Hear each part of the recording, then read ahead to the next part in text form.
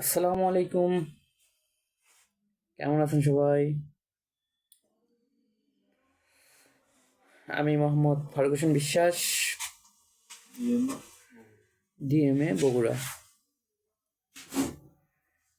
নিয়মিত রোগী দেখতেছি বিশ্বাস মেডিকেল স্টোরের পাশে। আসুন, ছোটোখাটো সমস্যা হলে যে কোনো রোগের সুপরামর্শ দেওয়া হয়। বিশেষ করে বর্তমানে শীতের মৌসুম, শীতকালে যে রোগটা সবচেয়ে বেশি দেখা যাচ্ছে, বিশেষ করে শিশুদের এই সময়টাতে জ্বর, সর্দি, কাশ, অনেক সময় ডায়রিয়া বা পাতলা পায়খানা দেখা দিচ্ছে। হ্যাঁ, মূলত এই এটার জন্য বাচ্চারা খুবই সমস্যা, বা ডায়রিয়া হলে খুবই সমস্যার মধ্যে পড়ে যাচ্ছে। তো এটার উত্তরণের জন্য অনেক রুগী আসতেছে চেম্বারে। এই বিষয় নিয়ে দু একটি কথা বলতে চাই।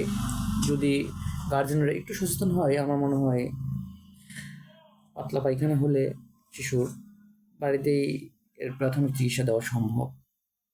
তাই বিশেষ করে গার্জেনদের উদ্দেশ্যে বলা, আপনারা এইসব নিয়মকানুনগুলো একটু মেনে চলুন। আমার মনে হয় ইনশাল্লাহ বাচ্চাদেরকে ডাক্তারখানার হয়তো প্রয়োজন হবে না, আপনার বাসাতেই চিকিৎসা নিতে পারবেন। হ্যাঁ, মূলত শীতে শিশুর যে পাতলা পায়খানা হয়, এটার কারণ রোটা ভাইরাস জনিত পাতলা পায়খানা মূলত হচ্ছে আর কি। তো এটার একটা ছোট্ট একটা চিকিৎসা আছে, আপনাদের বলে রাখি। এই পাতলা পায়খানা হলে প্রথম যে কাজটা, সেই কাজটা ওর স্যালাইন, অর্থাৎ খাবার স্যালাইন। খাবার স্যালাইন খাওয়ানোর নিয়ম প্রতি হাফ লিটার পানিতে একটা ওর স্যালাইন মিশাইতে হবে। হাফ লিটারই পানি হতে হবে, বেশিও হওয়া যাবে না, কমও হওয়া যাবে না। আমরা অনেক সময় পন্ডিতি করে 1 গ্লাস পানির মধ্যে একটা স্যালাইন গুলাই দিই। এতে বাচ্চার উপকার করার থেকে আমরা ক্ষতি করে ফেলি।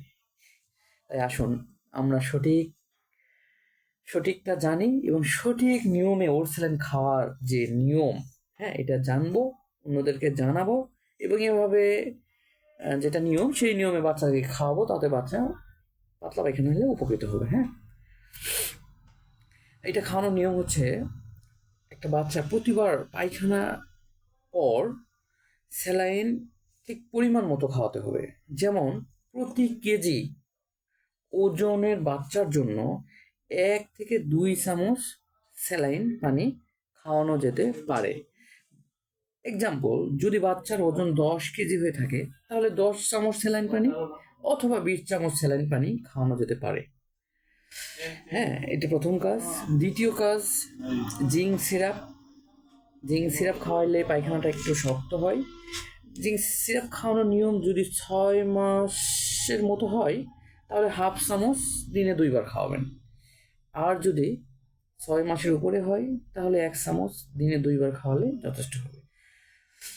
আর এই সময়টাতে বাচ্চাকে যেগুলো খাওয়াবেন, বা মূলত আমরা যেগুলো খাওয়াই, দু একটি নাম বলতেছি। যেমন আপনি বাচ্চার বুকের দুধ যদি খেয়ে থাকে, তাহলে বুকের দুধ খাওয়াতে পারবেন।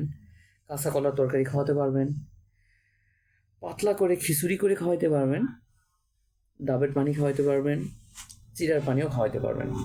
এগুলো মূলত খাওয়াইলে দ্রুত, আমার মনে হয়, শিশুর যে পাতলা পায়খানাজনিত রোগগুলো সেরে উঠবে। এইটাই আর কি।